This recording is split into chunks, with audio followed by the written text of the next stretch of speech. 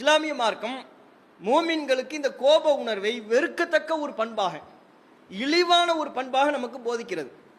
நபிகள் நாயகம் ஸல்லல்லாஹு அலைஹி வஸல்லம் அவரிடத்துல ஒரு மனிதர் வந்து ரசூலுல்லாஹ்விடத்துல கேட்குறாங்க, அவுசினி யா ரசூலல்லாஹ், அல்லாஹ்வின் தூதரே எனக்கு ஏதாவது ஒரு அறிவுரை சொல்லுங்கள் அப்படின்னு கேட்குறாங்க.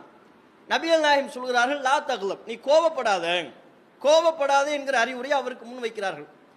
திரும்பவும் அவர் கேட்கிறாரு, சரி எனக்கு வேற ஏதாவது அறிவுரை சொல்லுங்க.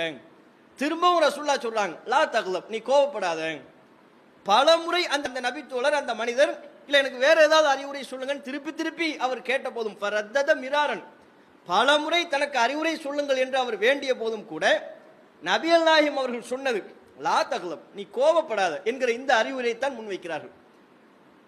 பலமுறை தன்னிடத்தில் அறிவுரை வேண்டிய போதும் நபிகள் நாயகம் அவர்கள் உறுதியாக கராராக கோபப்படாதங்கிற அறிவுரையை முன்வைக்கிறாங்கன்னு சொன்னால் அது எவ்வளோ ஒரு முஸ்லீம் அதில் மிகுந்த கவனத்தோடு செயல்பட வேண்டும், எந்த அளவுக்கு நபிகள் நாயகம் அதை ஒரு வெறுப்பிற்குரிய ஒரு பண்பாக, முஸ்லீம் இடத்தில் இருக்கக்கூடாத ஒரு பண்பாக ரசூலுல்லாஹ் பார்க்கிறாங்கிறத நம்ம விளங்கிக்கலாம். பலமுறை கேட்கின்ற பொழுது நமக்கு கோபம் வந்துடும்.